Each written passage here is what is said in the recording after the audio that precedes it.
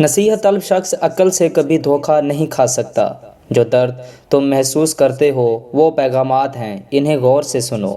اللہ تعالیٰ آزمائش میں اذیت دینے کے لیے نہیں ڈالتا، بلکہ کچھ سکھانے کے لیے ڈالتا ہے۔ جتنا جلدی سیکھ جاؤ گے اتنی جلدی وہ درد دور ہو جائیں گے۔ جو شخص بہت سے کاموں میں محنت کرے گا وہ ہلاک ہو جائے گا۔ غم کو بھی اس طرح قبول کرو جس طرح خوشی کو کرتے ہو، کیونکہ یہ دونوں ایک ہی مصنف کی لکھی ہوئی ہیں۔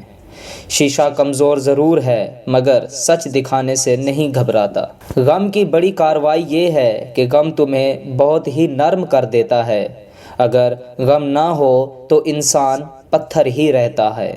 خدا سے اس طرح ڈرو جیسے کوئی تنہا سفر کے لیے کمر کس لے اور تیاری کرے۔ دوست اور دشمن تین طرح کے ہوتے ہیں۔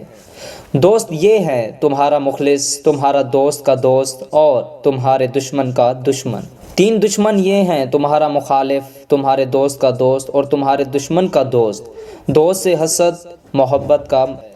انسان کے روح کی اصل کیفیت غم ہے اور خوشی ایک عارضی چیز ہے۔